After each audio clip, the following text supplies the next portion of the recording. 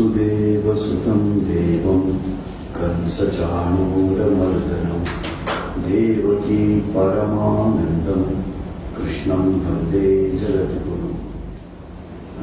Difficulty in understanding the spiritual subjects. If you take it as any other subject which you study for an objective, achievable purpose, like any other concept in our world, in our life. And we were discussing last week that Sri Krishna says this to Arjuna in Bhagavad Gita, that you have a limited idea about the life. All of us have maximum of this life. We do not know whether there is life after our death or there was life before our birth. So whatever we think is in this purview. We cannot think outside this. What you think is what you already have in your mind.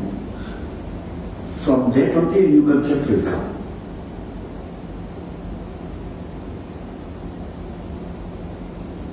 So, every religion or every philosophy, you will find that they require some kind of belief system. Hypothesis. This is this, so you progress accordingly. Or you accept the philosophy, keeping this in mind. If you don't believe in this fundamental few concepts, you cannot go forward. And that's why in many religions it will be told that you must accept these few fundamental concepts. If you don't accept, you cannot be part of our group, you cannot be part of our religion. But this concept comes from the religion. This concept comes from, obviously, the philosophy which is practiced for few hundred years or few thousand years. So the local culture and belief comes into picture. Philosophy gives the belief system. Again, belief system will encourage for you to understand or practice the philosophy. But is there anything where even the atheist or agnostic who believes that I am not ready to accept anything beyond what I see by my five senses? If I cannot see, if I can't hear about it, if I can't touch it, if I can't feel it, how to accept the existence of that something which the philosophy says?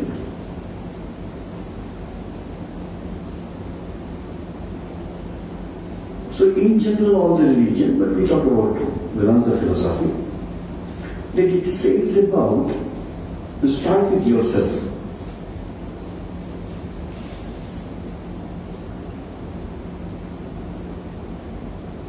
Hindu philosophy says that the truth is within you. Your real nature, which is you, has to be realized, in which will form you. And objectively, probably, other religions also meant it.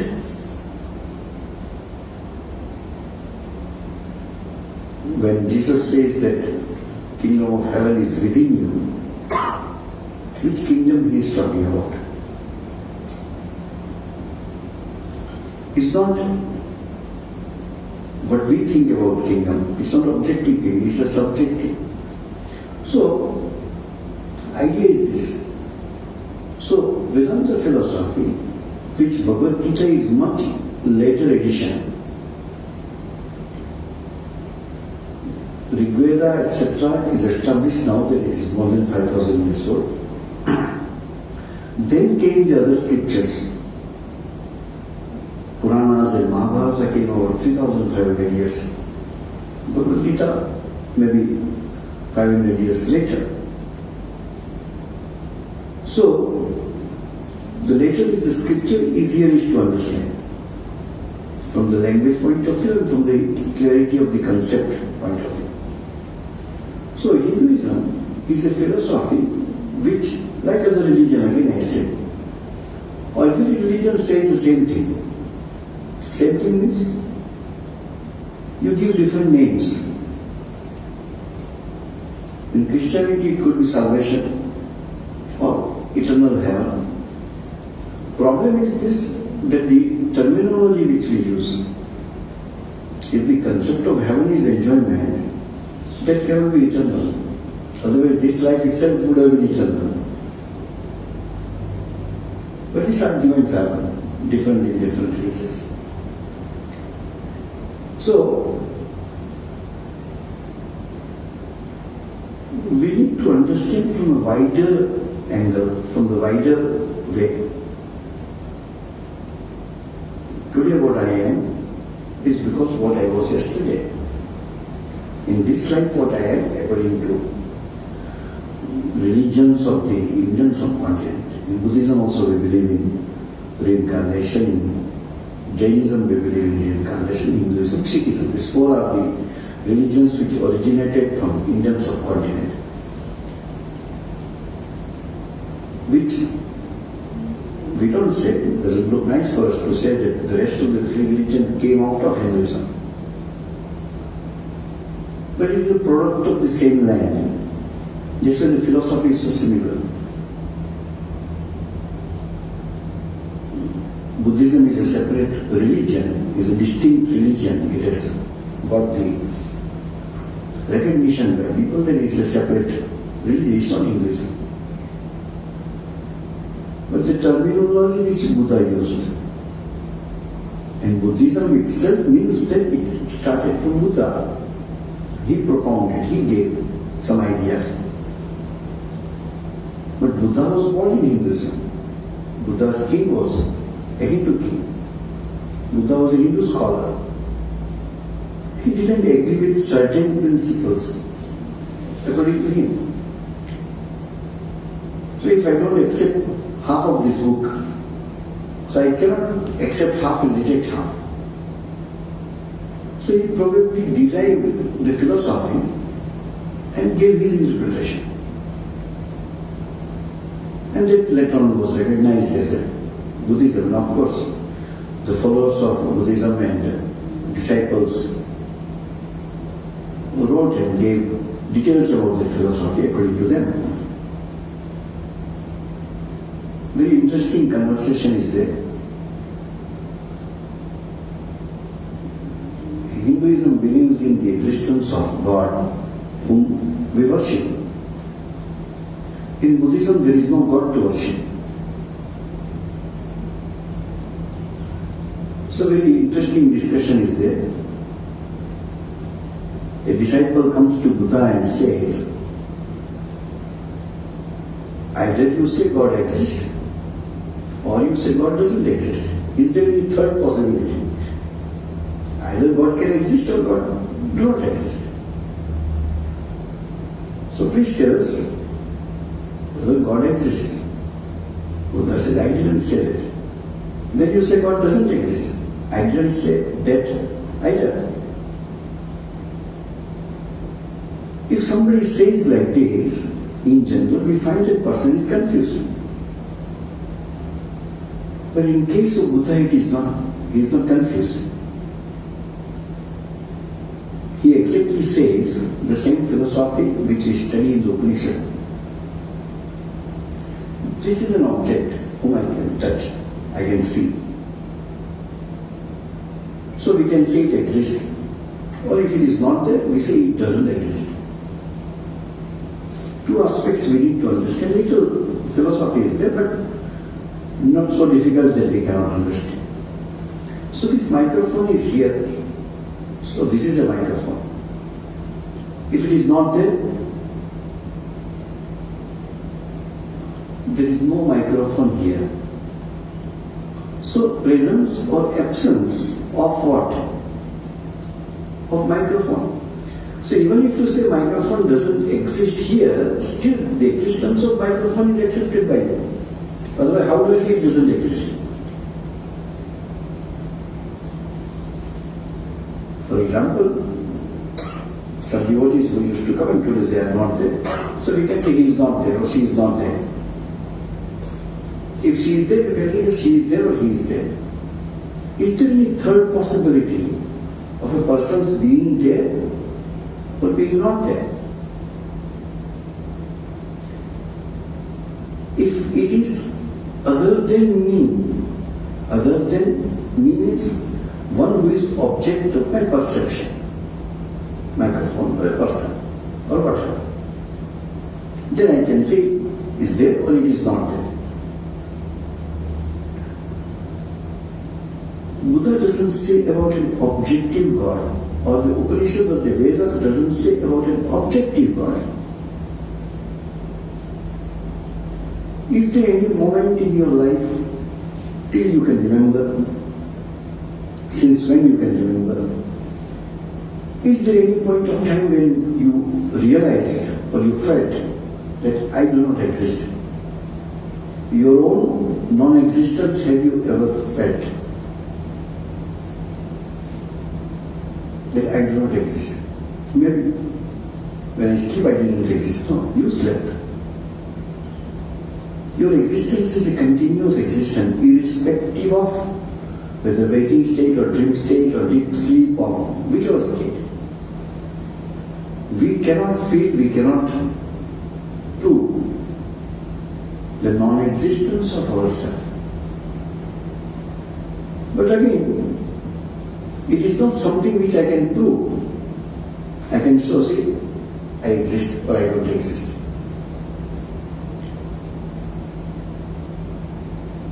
So the truth or God is beyond existence and non-existence. How? We cannot say it exists because it is not the object of my perception, which has a microphone exists, camera exists, chairs exist, people exist. Like that you cannot say, because God is not other than you. But again, you cannot say that it doesn't exist because your perennial existence, your continuous existence is there. So God which is within you, in Vedanta we have quite few words about it. One word is called Sakshi, the witness.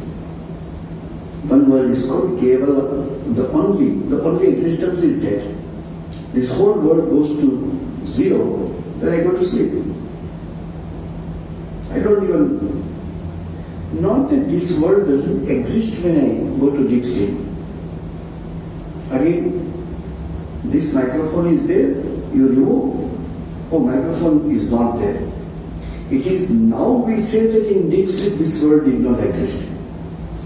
But in deep sleep there is no existence or non-existence of this world. There is no concept of this world existing. But one concept exists, that is yourself. You continue to exist, irrespective of existence of this world. With respect to this world, you have a name and form. When this world did not exist in your deep sleep, you also don't have any name or a form. So that you, which is of a continuous existence, to find that is religion. Whichever way you do. By going to temple, okay, by going to church, by going to mosque, by going to pilgrimage, by doing good work, whatever you want to do, you do. The purpose is to realize that self, that me, which continuously exists. That's what Vedanta philosophy says. That cannot be objectified. So Buddha says, no, I didn't say that doesn't exist. But I don't even say that it exists. Because existence, when you say, all that exists other than you, only the word can be used that this exists. The word this or that is only thing which is other than you. I am. I is no. Is meant for thing which is other than you. In that way, God doesn't exist. Because God is not separate than you. You cannot say it exists, because then I have to say that it exists. God cannot be separated from you. You are that within you. So this idea is the same in Hinduism, Buddhism and Jainism also, in Sikhism also. But we always cannot think that aspect of us. So we gave the form of God, or a person who has realized that truth, become your God. Buddha never worshipped any God, correct? So Buddha himself became God. Statue of Buddha, stupa of Buddhas, temples of Buddhas. Buddha existed. Buddha is a historical person. Because he realized the truth, he is worshipable. This also is the old Indian Vedantic Hindu concept. Once you realize, realization is not experience, oh, what is called, not that kind of experience. This experience also is the experience of an object. The subjective experience. So this continuity of existence, that's what Buddha also says. Truth is not an object which can exist and which cannot exist. That which continuously exists cannot have a question about it, cannot have a question whether it exists or not, because that only exists, nothing else exists. This world which we are living in, say 16 to 18 hours a day, you go to deep sleep, no concept of this world. This is a very interesting aspect to understand. Not that this world doesn't exist. Even the concept of this world doesn't exist in deep sleep. But your existence in deep sleep is there. The same existence was in dream also when you were seeing dream. And the same experience is going on now. Because we are attached with our body in a waking state, so we experience the external world. And we forget what I am. Other day I was telling. All of you, before you enter the gate, all of you are outside in your car or in MRT or walking. Then you enter the gate. Then you enter this hall.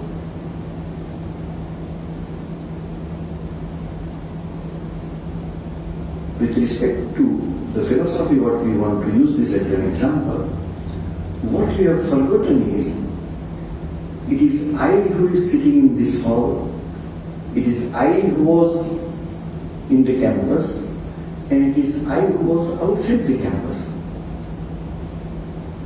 That I is the same, all the three. This is the waking state, that is a dream state, and that is deep sleep state. But it is you who travel in this three. To understand or realize, once you realize, you become that. Now we have intellectual understanding as much we have. But when you have that realization, that is constant, continuous experience. So it says, there is a beautiful sentence in our scripture called Brahmavid, Brahmaiva Bhavati. Once you realize that truth, you become the truth. I give a simple example, just to understand how, when you know, how you become that. I know I know the microphone. I don't become microphone. But when I realize that I am there, whether it is Brahman, Atman, God, whatever, I become that. Because I recognize, I recollect my memory as if. So, light travels, correct? If I want to experience the light, if I want to study the light, if I want to catch the light, to understand what is the nature of light, whether it is flow of particles or it is an energy or what it is. Because light is a constant movement.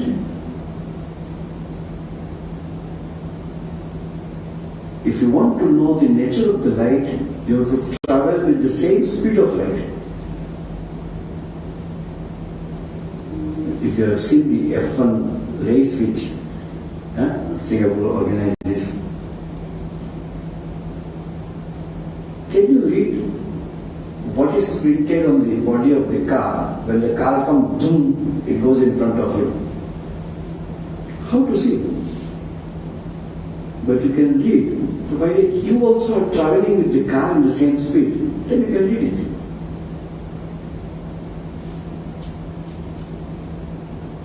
This is the idea.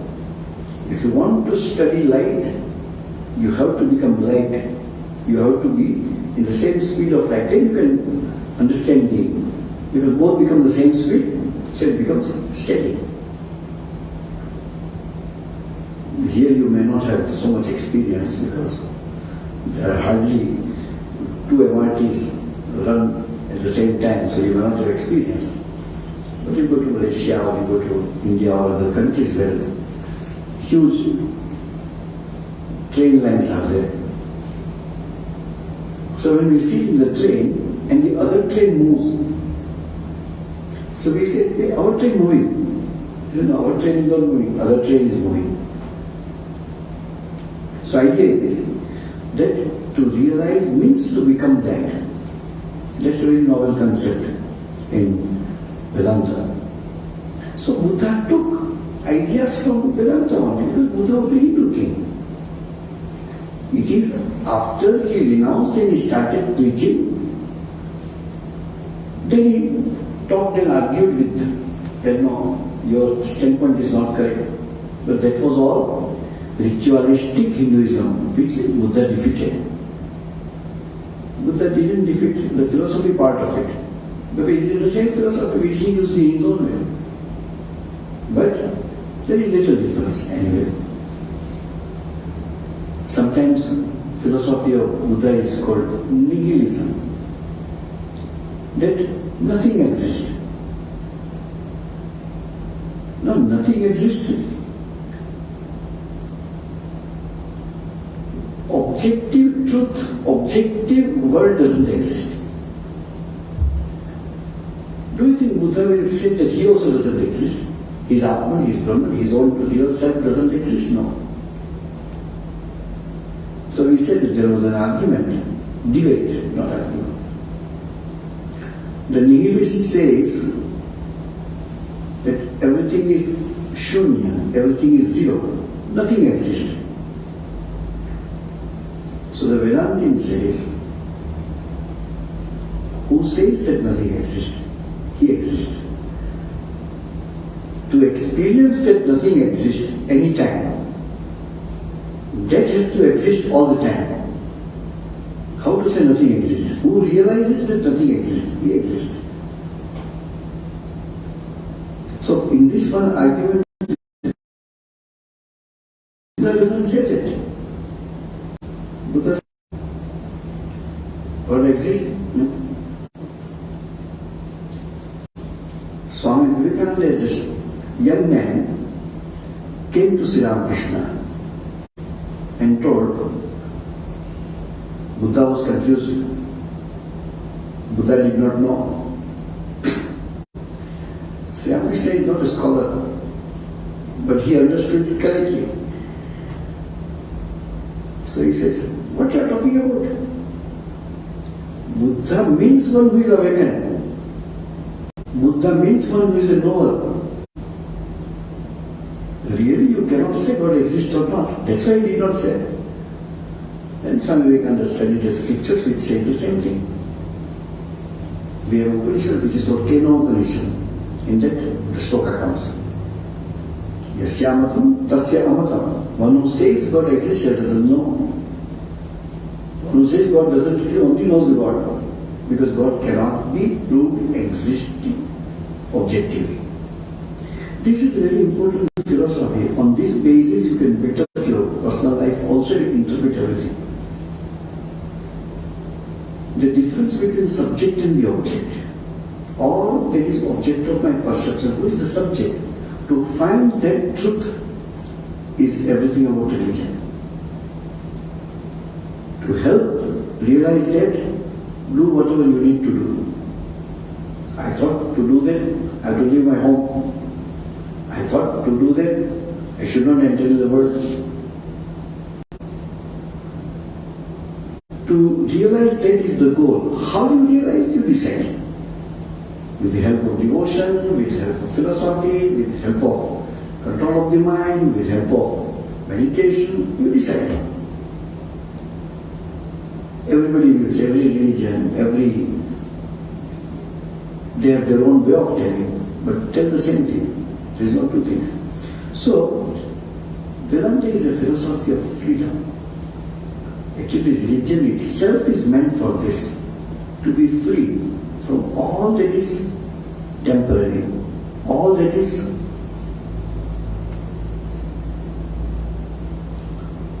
whom we call real, but which is an object. To be free from this ignorance is called salvation. To be free from this ignorance, that objective world is real and I am unreal because I will die, but the world will remain. But we forget that the world exists because I exist. Once you die, world remains for whom? The concept of world itself doesn't remain. How the world can remain? When you saw the dream is a dream when you wake up. Dream is a reality when you are in dream.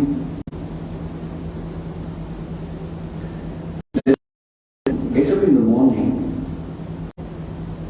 try to remember when you open the eyes, that world is real. You say, no, this world is real because I can touch, I can feel. But in dream, that was real.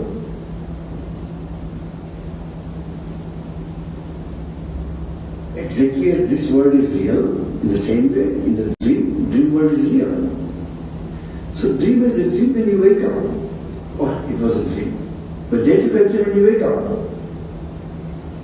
So when you will wake up from this dream, then only you consider this as a dream. Because just like dream, this also is impermanent. The impermanency can be objectively also proved. That also was realization of Buddha, which is there in the scriptures, Hindu scriptures also. What is it? Beautiful small sentence. Sarvam kshanikam kshanikam. Everything is temporary. Everything is in a state of movement. It's called flux. F-L-U-X. Flux. It's a state of flux.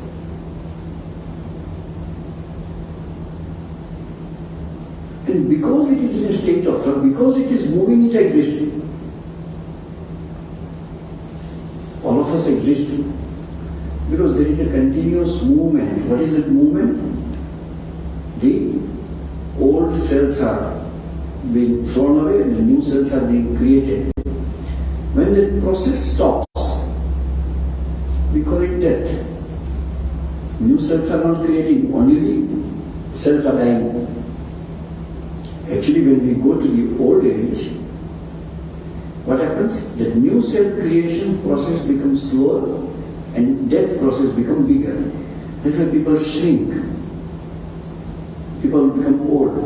When death process completely stops, we call it death. All of us, because of this continuous movement, we are all individual flow. We are in a state of flux. It's like a river.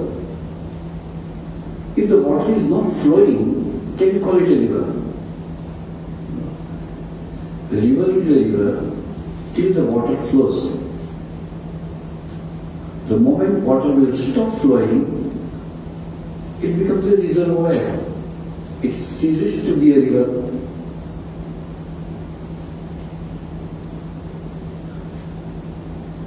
Because it moves, it is visible. You say how it is possible.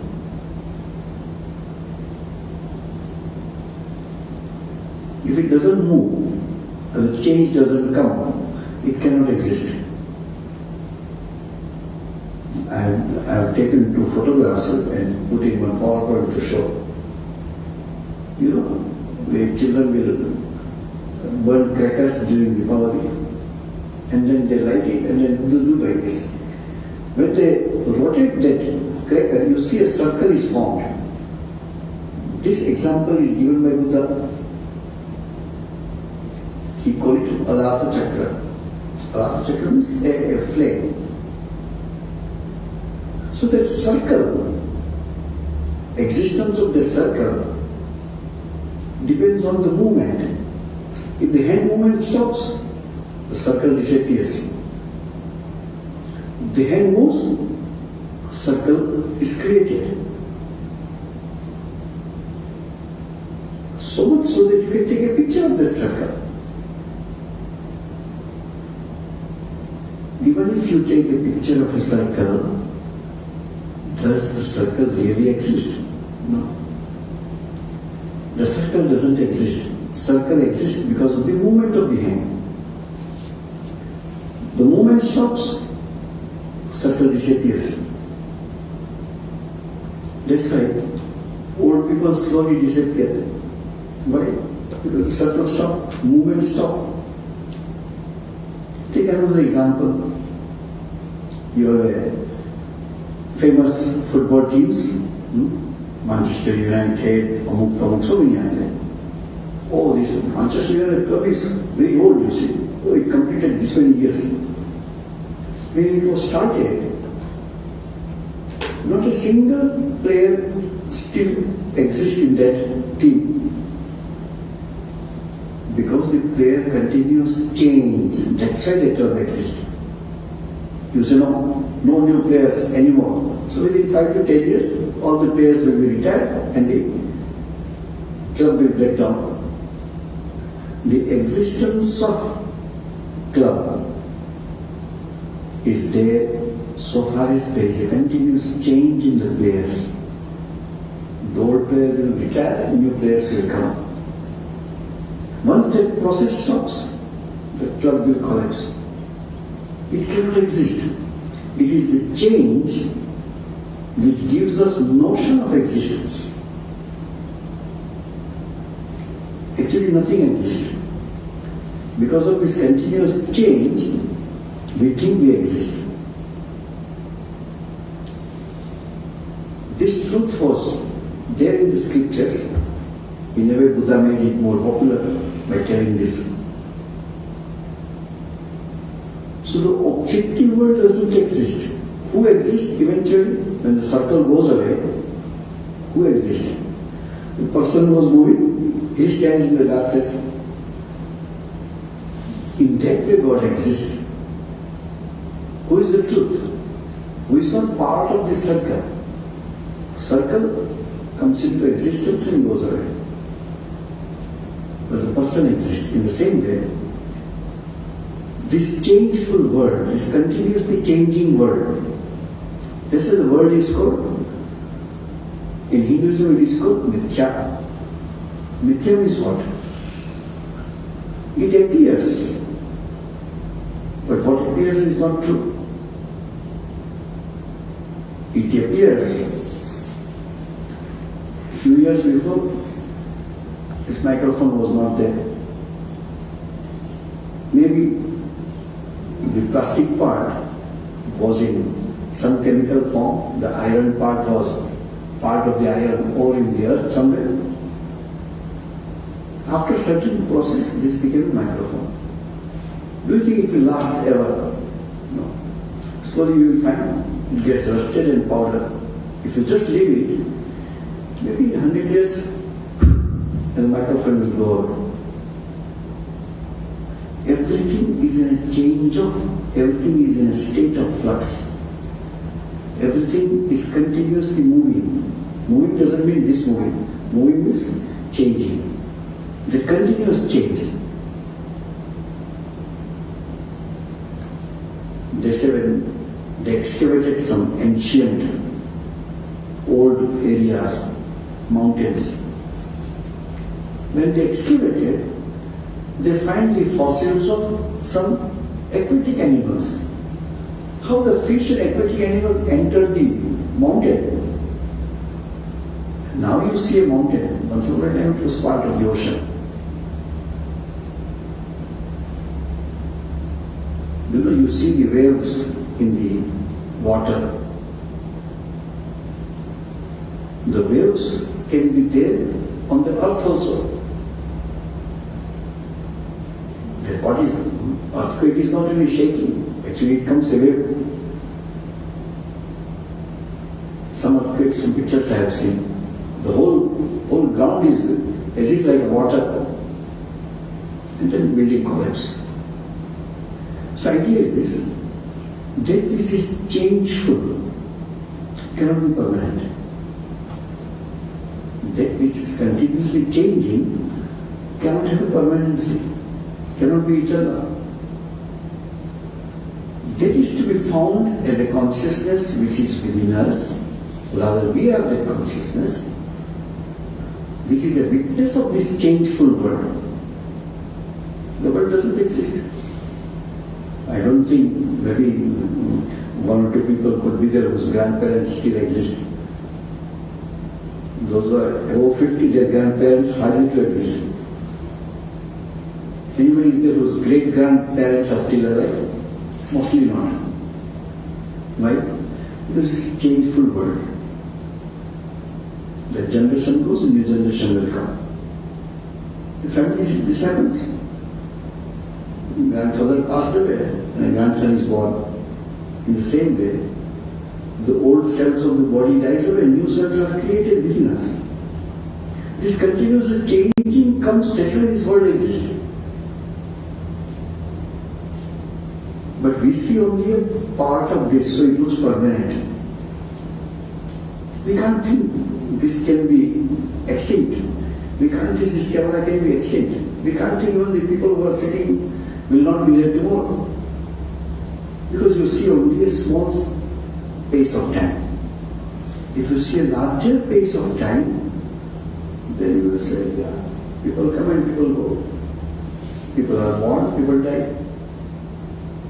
Because we see this world, so we say, oh, real exists. How you say this is unreal? If you see the full picture, then picture is something very different. You know, before this movie came, cinema, movies, what was the first name given to it? Now also they use the same name. It's called motion pictures. Pictures came first, still pictures. Then the motion picture came. So motion picture, now it is digitalized. Earlier there used to be a reel. If you take just 3-inch long reel, can you see a movie? You don't see a movie. But when those photographs are played, then the person, the idea, hand moves, everything moves. The movement is there, the reel moves, that's why you can see. Static means still picture. What happened to the movement? Movement was imaginary. Because of the speed of the film, it appears as if there is a movement. When a movie is projected on the screen, You see dancing, jumping, water, mountain, everything you see. Truth is not that because of movement it appears to be there. What really exists is only the wall on which it is projected. So another way of telling is, from example point of view and for understanding, you have to find the wall. We are busy in watching the movie and crying and laughing and all that. And that finishes in 2 or 3 hours of time. What permanently remains behind is this wall, which is inactive. All of you have TV at home. Do you have a separate TV? Oh, in this TV, only spiritual things we see, right? I don't want to spoil this TV. Only spiritual things we see in this TV. No. TV is unattached. TV has nothing to do with what you see. Whatever you see is imagination. TV is real from this compared to both of them. So our way of looking at this philosophy should be always this. That let us try to find what is eternal and permanent. You will find there is only one thing which could be eternal and permanent, that is myself. That is also myself, not me. As a body I cannot. Even the memory and brain is part of me. It's not everything of me. As I told that day. Do any of us remember when you were 1 year old? You don't remember. Does it prove that you were never 1 year old? No. Memory comes later. Brain develops, then memory develops. We don't have a retention of anything, though we existed. We cried, we smiled, we laughed, we ate, everything we did. But we don't have any memory. It will be a good practice. Just sit down quietly and try to remember incidents as earliest as possible. Historically, chronologically. Think when you were in primary 5 or in that school, what about primary 4? You will find less and less incident you remember. I remember primary 2. I don't remember the face of my teachers. Primary 1, I remember 1 or 2 incidents I remember. But I don't remember anybody's face. Whatever before that, no remembrance. Some hazy things is there, some kind of memory without any clarity when I was 3 years old or 4 years old, some very hazy memory. So your memory is not the proof of your existence. Even memory was not that you existed very well. So all these ideas we need to think. In respect to understand that what scriptures say, your understanding will be more mature when this concept becomes a little more and more clearer. And that will not come by reading, that will come you have to remember. I don't remember but I existed. Is there any time when you feel that, no, I started existing from 1962? No. You existed but you don't remember. So one is that truth, that your existence doesn't depend on your memory. Secondly, you cannot think that you do not exist. Even think that you are dead, Think that you are dead. What you see? You are lying. People are crying. You can imagine. But we forget that it is I who is imagining that I am dead. I am alive. I see that my body is dead. I can never die. We can never think about our own death. Why? Because we don't die. Ours is a continuous existence.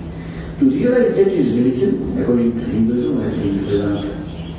I think time is up. Okay. Om Shanti Shanti Shanti Hari Om Tat Sat Sri Ramakrishna Mission Singapore.